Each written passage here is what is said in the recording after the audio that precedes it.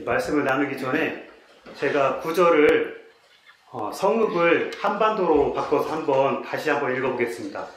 여러분들 잘 주의 깊게 들어주시면 감사하겠습니다.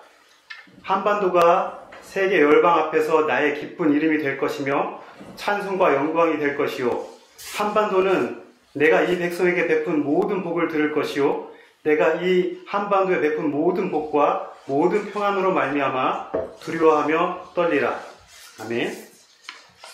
샬롬, 안녕하세요. 저는 오늘 말씀을 나누게 된 이범주 목사입니다. 선교단체인 CCC에서 선교사로 사역하고 있고 장로교 합동측 목사입니다. 아름다운 아내와 멋지고 듬직한 2명의 아들과 함께 현재 랭리에서 살고 있습니다.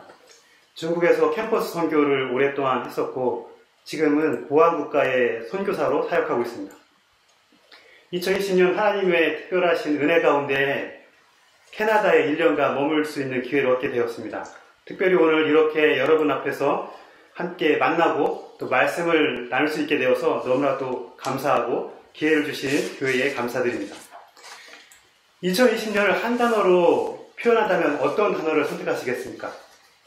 많은 사람들이 트렌드를 정하기를 좋아하는데 김난도 교수가 트렌드 코리아 2020년에서 올해의 트렌드를 성장, 양면성, 세분화라는 3가지 범주로 트렌드를 예상했습니다. 그런데 2020년이 시작되자마자 어떻게 되었습니까? 이 세계의 모든 분위기는 단 한 단어로 정의되게 되었습니다. 그것이 무엇일까요? 모두 다 너무나도 잘 아시는 코로나입니다. 아무도 예상하지 못하고 경험하지 못한 2020년을 우리는 살아가고 있습니다. 정말 전 인류에게 전무후무한 재앙이 아닐 수가 없습니다. 여러분들에게 코로나가 얼마나 힘든 시간입니까? 어떤 분은 영주권을 신청하기 앞두고, 어떤 분은 가게를 오픈했는데, 어떤 분은 이제 취업의 문턱 앞에 들어섰는데, 어렵게 아이를 학교 수업을 마치고 이제 학교를 보내게 되었는데, 우리는 코로나로 인해서 모든 것을 중단하거나 모든 것이 우리의 길을 막게 되었습니다. 저는 19년간 선교단체에서 사역하다가 이번 1년을 캐나다에서 지내게 되었습니다. 캐나다에 오기 전에 굉장히 많은 저의 기대의 리스트가 있었습니다. 이것도 해보고 영어도 공부하고 캐나다에서 사역의 네트워크도 형성하고 캐나다 사역도 경험해보고 굉장히 많은 리스트를 작성을 했는데 3월달부터 제 입에 붙어서 나오는 말은 코로나 때문에, 어쩌면 하나님께서 그렇게도 꼼꼼하게 제가 계획한 한 가지를 길을 막으시는지 코로나 때문에 제가 계획한 모든 것이 무산되었습니다. 제가 하나님을 경험하는 삶, 노인갓을 쓰신 제임스 패커를 만날 기회가 있었습니다. 근데 좀 건강이 안 좋으셔서 약간 나중에 만나자고 식사 약속이 미뤄졌습니다. 아시는 분 아실 텐데 얼마 전에 소천하셨습니다. 정말 그것이 제가 마지막 한 가닥 캐나다에서 이루고 싶은 좋은 기회였는데 그것마저도 하나님께서 길을 막으셨습니다. 코로나는 한 개인의 재앙이 아니라 전 세계 인류의 재앙입니다. 특별히 한반도는 어느 때보다 큰 위기와 고통에 직면하고 있는 것이 현실입니다. 우리가 사랑하는 조국 대한민국도 코로나 팬데믹으로 온 국민이 경제적인 어려움과 정신적, 육체적 고통에 시달리고 있습니다. 코로나가 아니어도 한반도는 현재 굉장히 큰 어려움에 혼란, 위기 속에 봉착해 있습니다. 8월 23일 폭스뉴스의 헤드라인에 이러한 기사가 떴습니다. 김정은이 코마에 빠져있다. 그리고 김여정이 제2인자로 부상하고 있다. 봄에는 CNN에서 비슷한 뉴스를 발표한 적이 있었는데 워낙 이야기를 많이 듣다 보니까 양치기 소년의 이야기처럼 이제 그것이 관심이 가지 않게 되었습니다. 하지만 정말 한반도의 미래가 어떻게 될지, 어떠한 급변사태가 발생할지 알 수 없는 그런 상황입니다. 한반도를 둘러싸고 있는 세계 열강들은 끊임없이 한반도를 위협하고 있습니다. 일본은 다시 중무장에서 전 세계에서 2번째로 막강한 해군력과 공군력을 가진 나라가 되었습니다. 중국은 미국하고 첨예한 대립을 하면서 이제는 북한보다도 더 위협적인, 한반도에도 위협적인 그런 나라가 되었습니다. 러시아는 과거 소련의 영광을 회복하기 위해서 끊임없이 노력하고 있습니다. 우리의 영원한 우방으로 생각했던 미국은 어떻습니까? 자국의 이익을 우선하면서 더 이상 한국의 영원한 친구가 되는 것을 머물고 있습니다. 국내 정세도 뉴스를 보면 무척이나 걱정되고 염려되는 것이 현실입니다. 어제 기도회를 하면서 양 목사님께서 남북 통일보다 남남이 하나 되는 것이 더 어렵게 느껴진다고, 우리가 이 일을 위해서 기도하자고 말씀하셨습니다. 한국은 사분오열하여서 국민들이 서로 마음을 하나로 모으지 못하고 있는 것이 한국, 대한민국의 현실입니다. 하지만 우리 믿는 사람들은 이러한 혼란스러운 가운데에서도 하나님의 말씀을 굳건히 붙잡고 소망을 따라 살아가야 하겠습니다. 예레미야서는 인간의 죄악과 하나님의 공의로운 심판, 그리고 새로운 구원의 소망을 이야기를 하고 있습니다. 예레미야를 통해서 하나님은 우리에게 새 언약을 약속하고 계십니다. 모든 죄는 하나님의 은혜를 입고 하나님에게서부터 떠나면서 시작이 됩니다. 물고기가 물을 떠나면 결코 살 수가 없습니다.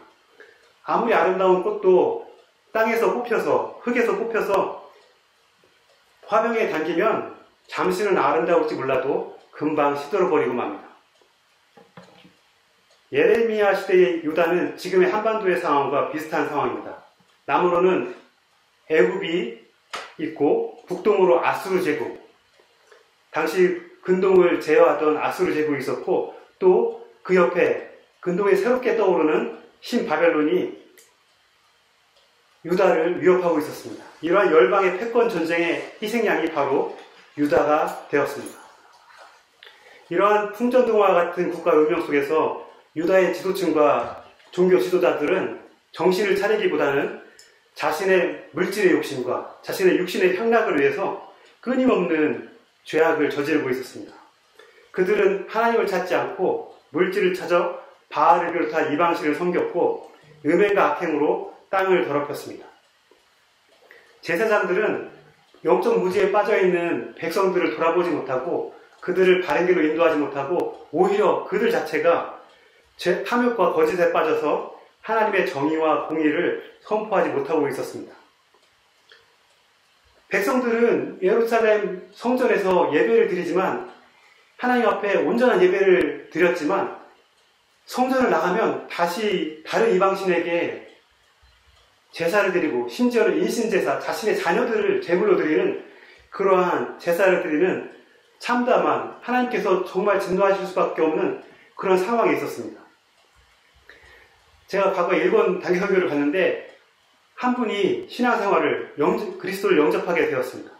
너무나도 기뻐가지고 그분이 우리가 머무는 동안에 매주 교회 예배를 참석하셨는데 점심 식사를 마치자마자 바로 어디를 가시는 거예요. 그래서 어디를 가시냐고 했더니 절에 가야 된다고, 예배 드리러. 이분은 절도 좋고 하나님도 좋고 다 좋아 보여서 여러 가지 그 예배들을 다 드린 것이었어요. 하지만 하나님이 가장 싫어하시는 것이 하나님 외에 다른 신을 섬기는 것이었습니다. 그러한 큰 죄악을 하나님이 가장 미워하시는 일을 종교 지도자들이 저지르고 있었던 것입니다.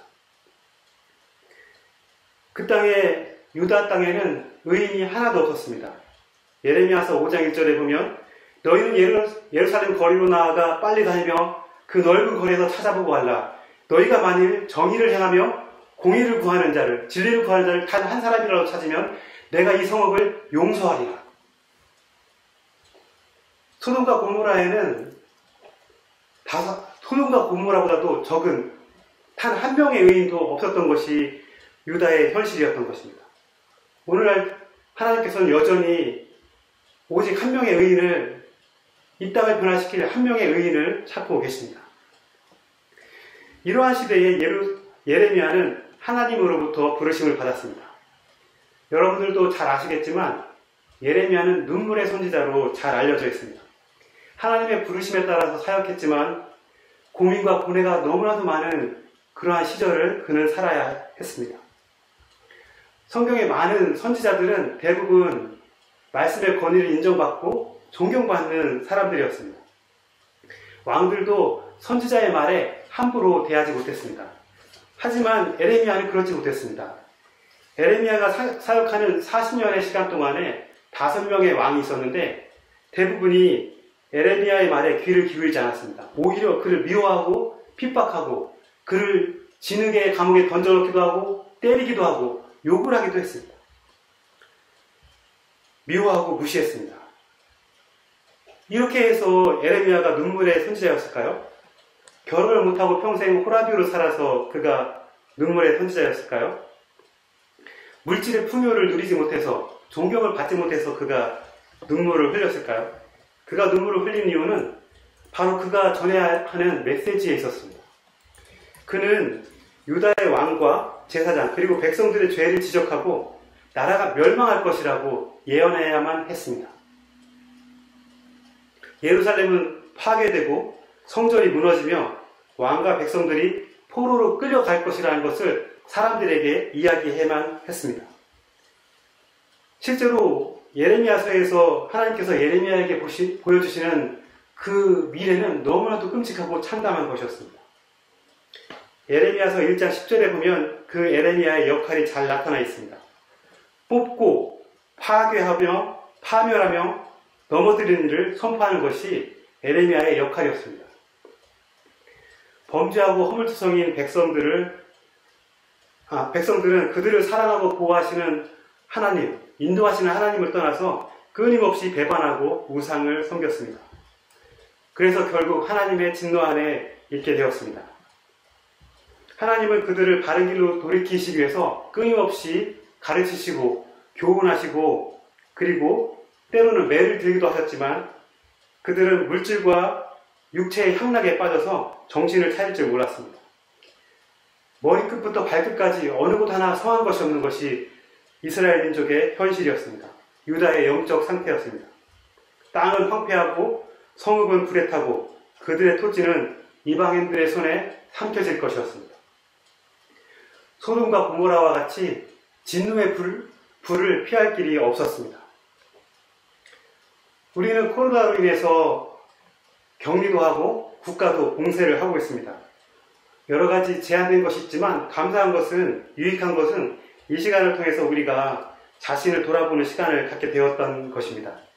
이 시간이 우리 모두에게 고통스러운 시간이지만 우리는 이제 하나님 앞에서 우리 자신을 한번 다시 돌아보면서 인류의 창조자 되시고 구원자 되시는 하나님께 우리의 마음을 집중시키고 태초에 그러하였던 것처럼 하나님과 인간의 그 친밀한 관계를 회복하도록 노력하는 시간이 되기를 바랍니다.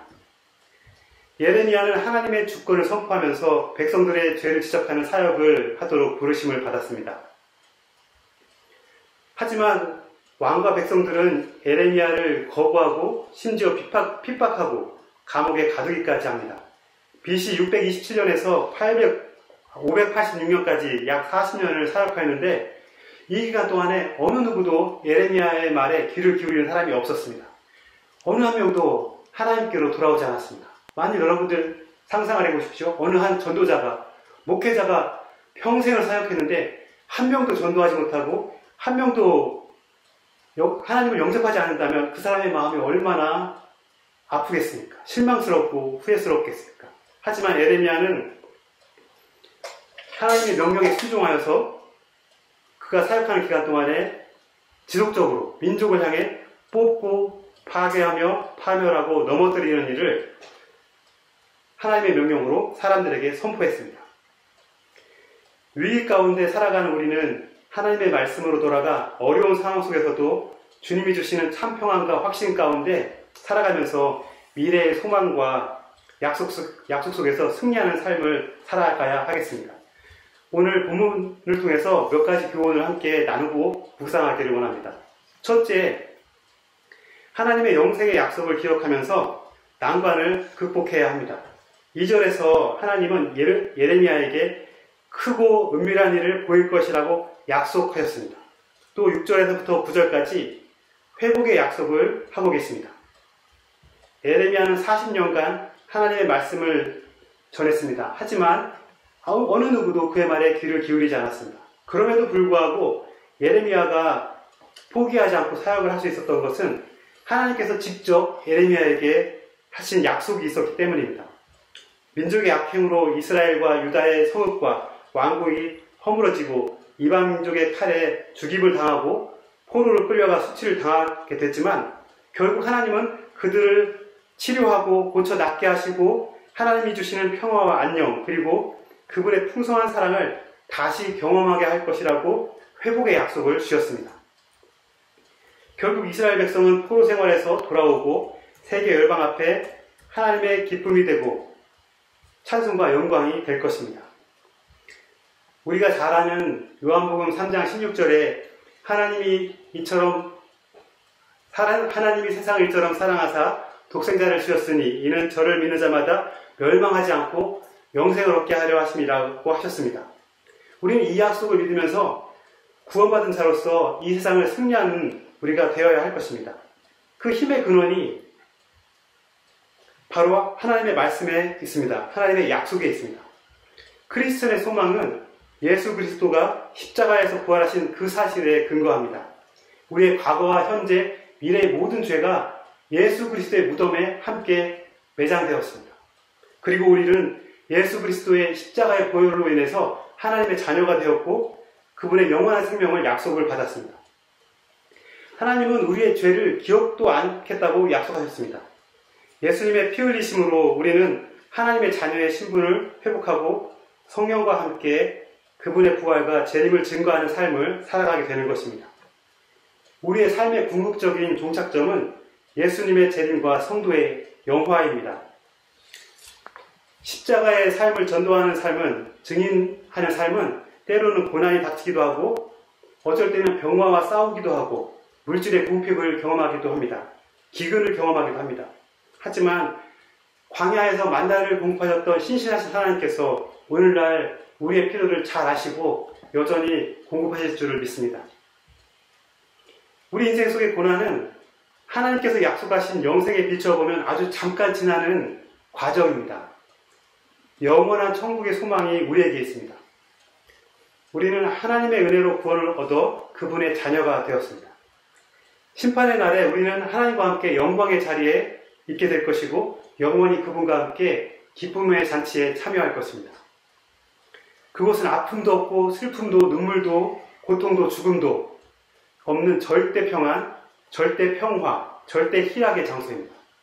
주님의 그날에 우리의 모든 눈물을 그분께서 닦아주실 것입니다. 하나님은 절대 그의 자녀를 버리지 않으십니다. 하나님은 그분의 이름을 부르며 의지하는 자를 절대 버리지 않으십니다. 둘째, 하나님의 약속의 근거는 그분의 말씀입니다. 눈물을 흘리며 민족의 앞날을 염려하는 예레미야에게 여호와의 말씀이 두 번째로 임합니다. 감옥에 갇혀 절망과 낙심 중에 있는 그에게 하나님께서 친히 말씀해 주시고 약속을 확인해 주십니다. 우리의 소망의 근거는 하나님의 말씀에 있습니다. 본문에서 예레미야는 시위대들에 갇혀 있다고 말하고 있습니다. 동포들에게 배척당하고 핍박을 당하면서도 그가 사역을 감당할 수 있었던 비결은 하나님께서 그에게 직접 말씀해 주셨기 때문입니다.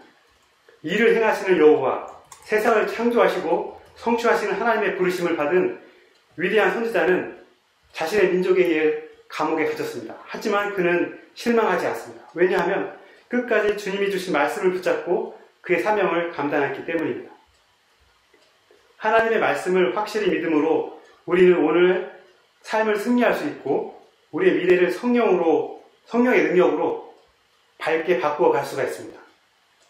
성도의 가치의 판단의 근거는 말씀이 되어야 합니다. 하나님은 우리에게 그분이 친히 창조하신 이 자연과 또 여러 저자들을 통해서 성령의 영감으로 만들어주신 성경을 통해서 우리에게 친히 오늘날도 말씀하고 계십니다. 제가 이번 달에 2주 동안 BC주 북쪽에 위치한 폴트 세인트 존과 또 제스퍼, 밴프를 걸쳐 알버타의 메디신 햇이라는 도시까지 약 5,200km를 여행을 했습니다. 캐나다를 여행하면서 정말 놀란 것이 정말 땅이 넓구나. 끝없이 가도 같은 경치가 없고 너무나도 새로운 경치, 너무나도 아름다운 자연이 끝없이 펼쳐져 있고 광활한 대지가 펼쳐져 있고 또 많은 분들이 로키를 가보셔서 알겠지만 와 정말 하나님은 어떻게 저렇게 아름다운 것을 저기다가 저렇게 만들어 놓으셨을까. 정말 장관이었습니다. 우리 가족 모두가 정말 하나님이 대단하시다. 정말 하나님이 만드신 세상이 정말 놀랍다는 고백을 하게 되었습니다. 하나님은 그러한 자연을 통해서 그분의 세심하심과 세밀하심과 그분의 지혜와 아름다우심을 우리에게 드러내고 계십니다. 알버타에서 밤에 별을 보았는데 아름다운 은하수가 하늘에 마치 금모래를 펼쳐놓은 것처럼 펼쳐진 것을 아주 선명하게 보았습니다. 와, 저 수만 개의 행성 중에 지구는 정말 티끌처럼 작은데 그 티끌처럼 작은 지구 속에 또 티끌보다 더 작은 우리 이 한 명을 하나님이 사랑하시는구나. 나를 사랑하셔서 나를 하나님의 자녀로 선택하셨구나. 나를 그분의 형상대로 만들어주셨구나. 이 무한한, 이 광활한 대지와 이 광활한 우주를 나를 위해서 만드셨구나 하는 것에 대해서 너무나도 큰 은혜가 되고 감사가 되었습니다. 그것을 통해서 그분의 구속의 계획과 섭리를 깨닫게 되었습니다. 또 우리 말씀을 통해서도 동일하게 하나님의 구속의 섭리, 하나님의 그 풍성하신 사랑을 경험하게 되는 것입니다.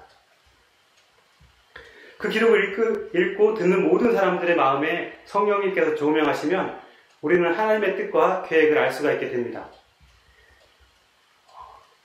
우리가 만일에 집을 사거나 차를 사면 그 소유권을 어떻게 인정을 받게 되나요? 그 근거가 어디에 있습니까? 바로 계약서에 있겠죠. 캐나다가 집이 많이 비싸다고 들었는데 만일에 제가 집을 구입해서 계약서를 작성합니다. 사인하는 순간 그 계약서가 내가 이 집의 주인이라는 것을 증명했습니다. 하나님께서 우리에게 약속의 문서를 주시고 그분께서 친히 사인해 주셨는데 그것이 바로 우리가 묵상하는 성경입니다. 이를 행하시는 여호와, 그것을 만들어 성취하시는 여호와, 스스로 계신 하나님께서 예레미야에게 6절에 이렇게 말씀하십니다. 그러나 보라, 내가 이 성읍을 치료하며 고쳐 낫게 하고 평안과 진실이 풍성함을 그들에게 나타낼 것이며 7절에 유다의 포로와 이스라엘의 포로를 돌아오게 하여 그들을 처음과 같이 세울 것이며, 이 말씀은 오늘날 우리에게도 동일하게 주시는 말씀입니다. 코로나와 각종 어려운 일들이 현실이 우리 앞에 있지만 하나님께서 우리의 현실을 회복시켜 주시고 치료하시고 낫게 하시고 평안하게 하실 것입니다. 그것을 우리에게 약속하고 계십니다. 이번 여정에서 여러 가정들을 만나면서 함께 교제하는 기회를 가졌는데 어느 가정도 특별한 기구한 그 스토리가 없는 가정이 없었습니다. 정말 힘들게 캐나다에 왔고 정말 어렵게 캐나다 생활을 시작했습니다. 정말 하나님께서 그들을 벼랑 끝까지 내몰아서 정말 떨어지기 직전에 인간의 힘으로 헤어나올 수 없는, 회복할 수 없는 그 지경에까지 이르게 하셨다가 조금씩 회복하게 하시는 것을 간증으로 듣고 또 눈으로 볼 수가 있었습니다. 경제적인 어려움뿐만 아니라 다른 어려움들도 많이 있었는데 그 중에 한 가정이 있었습니다. 캐나다에 와서 자녀가 태어났는데, 아들이 태어났는데 정말 심각한 장애를 갖고 태어났습니다. 레시니한 신드롬이라는 병이었는데 3초에 한 번씩 자신을 자해하는 충동을 갖게 되는 병이라고 합니다. 끊임없이 자신을 물어뜯습니다. 손을 물어뜯고 입술을 물어뜯어서 손톱이 빠지고 입술이 없어지는 그런 지경에 이릅니다. 또한 뇌 기능이 현저히 떨어지고 또 여러 가지 장애가 있어서 혼자 움직이지도 못합니다. 엄마는 그런 가운데 몇 년 전에 그 아이가 천국으로 돌아갔습니다. 10살이 되는 해에 천국으로 돌아갔습니다. 그 10년 동안 엄마는 매일 밤마다 2시간에 한 번씩 깨워서 아이를 돌봐야 했다고 합니다. 10년 동안 정말 눈물을 흘리면서 하나님 앞에 기도했지만 하나님께서 침묵하시고 외면하시는 것 같아서 굉장히 고통스러웠다고 합니다. 그래서 하나님을 미워하게 되었다고 합니다. 하지만 저희들과 교제하는 가운데 또한 이제 아이를 떠나보내고 시간이 지나면서 다시 하나님과 친해지려고 노력하고 있다고 합니다. 그분의 말씀을 붙잡고 아이와 천국에서 다시 만날 날을 기대한다고 합니다. 영접하는 자, 그 이름을 믿는 자들에게는 하나님의 자녀가 되는 권세를 주셨습니다. 우리는 계시의 말씀을 묵상하고 마음으로 믿을 때 그분의 역사가 우리 가운데 일어납니다. 회복이 일어납니다. 치유가 일어납니다. 하나님의 아들을 통한 영생이 우리 가운데 있게 되는 것입니다. 비록 현재 우리의 삶이 어려울지라도 그것은 잠깐 지나는 과정입니다. 하나님께서 우리에게 영원한 천국을 약속하고 계십니다. 나락에 빠져 헤어날 수 없을 것처럼 느껴질지라도 그분의 약속은 변함이 없고 신실하십니다. 약속의 말씀을 의지하여 역경을 이겨낼 수가 있습니다. 셋째, 부르짖음으로 우리는 하나님의 뜻을 성취하며 살아야 합니다. 3절에 너는 내게 부르짖으라 내가 내게 응답하겠고 내가 알지 못하는 크고 은밀한 일을 내게 보이리라 라고 말씀하셨습니다. 이것은 하나님의 명령입니다. 여기서 부르짖으라는 말의 히브리어 원어는 카라라는 단어인데 카라를 여러 가지 의미로 해석할 수가 있는데 두 가지를 본다면 한 가지는 어떤 위험한 사람들이 위험에 빠진 사람이 소리를 지르는 도움의 소리를 지르는 간절한 행위를 의미합니다. 살려주세요 하는 것이죠. 두 번째로는 어떤 사물이나 사람을 선택해서 무언가를 시키기 위해서 부르는 저도 집에 있으면 아이들에게 물 떠와 뭐 좀 해 설거지해 라고 이렇게 시키는데 그렇게 시키는 그 행동도 카라라는 단어를 사용합니다. 창세기에서 하나님께서 아담을 부르시고 구약의 여러 선지자들을 부르실 때 지도자들을 부르실 때 카라라는 단어를 사용하셨습니다. 즉 부르짖으라는 이 단어는 우리의 필요를 하나님께 적극적으로 간절하게 알리라는 뜻입니다. 또한 동시에 하나님께서 우리를 특별한 목적이 있으셔서 그 목적에 따라 지명하여 부르셨다는 의미가 됩니다. 말씀을 통해 가르치고 소망을 주시는 하나님께서 우리에게 요구하시는 것은 부르짖으라는 것입니다. 우리의 간절한 기도를 통해서 우리의 소원을 그분께 알리고 그분의 부르심에 우리가 순종하고 하나님의 뜻을 이 땅에서 성취하는 삶을 우리가 살아야 할 것입니다. 마태복음 28장 18절에서 20절에 예수님은 지상명령 성취를 우리에게 부탁하고 하늘로 올라가셨습니다. 사도행전 1장 8절에 예루살렘과 온 유대와 사마리아와 땅끝까지 가서 증인의 삶을 살라고 말씀하고 계십니다. 어제 기도회에 황재훈 집사님께서 어떻게 하면 일상에서 선교의 삶을 살 수 있을지가 고민이고 기도의 제목이라고 하신 나눔을 들었습니다. 이것은 우리 모두의 사명입니다. 우리는 일상에서 선교적인 삶을 살아야 할 것입니다. 오늘날 이 세계는 위기에 빠져 있습니다. 홍수가 나서 수천만 명의 이재민이 나오기도 하고 폭탄이 터지고 국경 분쟁이 계속되고 있습니다. 산불이 나고 증오 범죄는 늘어납니다. 코로나는 여전히 우리 생활을 제한하고 있습니다. 위험에 빠졌을 때, 위기에 닥쳤을 때 우리는 어떻게 해야 할까요? 위기에 닥친 사람을 봤을 때 우리는 어떻게 해야 할까요? 누가 그들을 도울 수가 있겠습니까? 우리가 부르짖고 기도하며 힘을 다해서 하나님의 뜻이 이 땅에 성취되도록 돕고 노력해야 할 것입니다. 사람이 위험에 빠져 위태롭게 되면 소리를 질러서 알려야 합니다.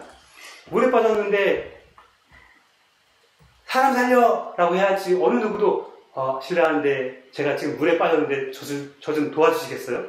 아 바쁘세요? 그러면 가보세요. 하는 사람은 없지 않겠습니까? 정말 간절하게 나의 생명을 구하기 위해서 그 사람을 붙잡아야 되지 않겠습니까? 동시에 착한 사마리안 법이라는 것이 있습니다. 위험에 빠진 사람을 보고도 도와주지 않으면 처벌을 하는 법입니다. 한국의 경우 그것이 강제조항이 아니라서 처벌을 받지는 않는다고 합니다. 하지만 믿는 사람이라면 위험에 빠진 사람을 보았다면 당연히 구해야 하는 의무가 있습니다. 위기 속에서 우리는 도움을 위해서 간절히 부르짖고 또 돕기 위해 적극적으로 나서야 할 것입니다. 위기에 닥쳤을 때 하나님의 약속을 붙잡기 위해서 우리는 절박한 마음으로 기도하며 행동해야 합니다. 우리는 기도를 통해서 하나님의 능력을 경험할 수가 있습니다. 기도는 하나님과 대화하는 유일한 통로입니다.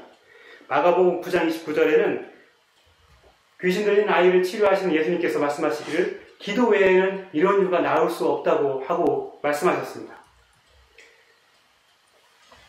이사야 38절에 히스기야 왕이 죽게 되었을 때에 그는 심히 통곡하면서 하나님 앞에 간절히 기도했습니다. 간절한 마음으로 전력을 다해서 기도했을 때 그의 생명을 15년을 영장시켜 주시고 아스루 왕의 손에서 성을 보호해 주셨습니다. 제가 중국 선교사로 있을 때 한 자매의 이야기입니다. 아버지가 심한 복통에 시달리게 되었습니다. 그래서 무당을 찾아갔다고 합니다. 중국의 시골에서는 아플 때 무당을 찾아가는 일이 간혹 있습니다. 무당이 말하기를 네 딸이 교회를 다녀서 네가 아프다 라고 했다고 합니다. 그래서 아버지가 딸에게 전화를 해서 너 이제 교회 다니지 마 라고 얘기를 했다고 합니다. 그 이야기를 듣고 너무나도 가슴이 아파서 저희들이 제자들과 함께 기도를 시작했습니다. 아버지가 회복되고 그 가정이 복음화 될 수 있도록. 근데 이상하게 저희가 기도를 하면 할수록 아버지가 더 아파지는 겁니다. 저희가 기도하는 시간에 아버지의 통증이 더 심해졌습니다. 무당을 아버지가 또 찾아갔습니다. 3군데를 찾아갔다고 합니다. 근데 무당들이 다 하는 말이 네 딸이 기도를 해서 네가 아픈 거야. 결국에 아버지는 오빠를 시켜서 이 딸을 학기 중에 데리고 집으로 강제로 끌고 가버렸습니다. 저는 제자들과 함께 연세로 금식 기도를 하면서 이 제자가 돌아오고 가정을 위해서 아버지의 치유를 위해서 기도했습니다. 너무나도 그 시간이 그 안타깝고 마음이 아파서 어떨 때는 밤에 잠을 자다가도 깨어서 기도를 했습니다. 2주 후에 이 자매는 집을 탈출하다시피 해서 캠퍼스로 돌아갔습니다. 저희는 계속 그 가정을 위해서 기도했습니다. 3개월 후가 되었을 때 이 아버지의 병이 낫게 되었습니다. 그리고 그 무당집이 문을 닫았다는 소식을 들었습니다. 그리고 지금은 그 가족이 모두 다 하나님을 영접하고 신앙생활을 하고 있습니다. 그리고 이 자매는 사역자가 되어서 열심히 전도하는 삶을 살고 있고 또 사역자 남편을 얻어서 지금 아들을 둘을 낳고 교회를 운영하면서 행복하게 살고 있습니다. 우리가 간절히 기도하면 하나님은 반드시 응답하십니다. 우리는 코로나가 언제 끝날지 알 수가 없습니다. 조국 한반도의 미래는 불투명합니다. 우리가 기억할 것은 세상의 운명이 우리의 손에 있지 않다는 것입니다. 우리의 힘으로 바꿀 수 있는 것은 아무것도 없습니다. 인간의 지혜나 지식으로 이해하고 알 수 있는 것은 극히 제한적입니다. 모든 것은 이를 행하시고 만들며 성취하시는 하나님의 주권에 있습니다. 기억해야 할 것은 하나님께서 우리 각 사람을 특별한 목적을 가지고 지금 이 시대에 이곳에 부르셨다는 것입니다. 주님은 우리에게 말씀을 주시고 소망으로 인도하십니다. 그 소망을 이 세상에 전하며 인류가 다시 하나님과 화목한 관계로 회복되도록 우리를 그분의 대사로 부르셨습니다. 오늘 이 시간 하나님의 부르심이 무엇인지 깊이 묵상하고 고난 중에 있을지라도 넉넉히 승리하는 여러분이 되시기를 간절히 소망합니다. 기도하시겠습니다. 사랑의 하나님, 참으로 어려운 시기에도 우리를 완전히 버려두지 않으시고 주빌리 체프를 통해 모이게 하시고 당신의 말씀을 듣게 하심을 감사합니다. 우리가 시냇가에 심겨진 나무처럼 당신의 말씀으로 양분을 얻어 어려운 폭풍과 가뭄에도 푸르고 푸른 잎사귀와 열매를 내는 영적 나무로 성장하게 하소서. 주님이 주시는 비전을 바라보며 낙심하지 않고 힘차게 앞으로 나아가며 복음의 열매를 맺는 삶을 살게 하시고 날마다 말씀 속에서 힘을 얻어 승리하는 생활을 하게 하옵소서. 잠깐 머무르는 세상에서 부르심에 합당하게 사명을 잘 감당하게 하시고 영원하시고 전능하신 하나님의 주권에 순종하는 우리 각자가 되게 하소서. 예수님의 이름으로 기도했습니다. 아멘.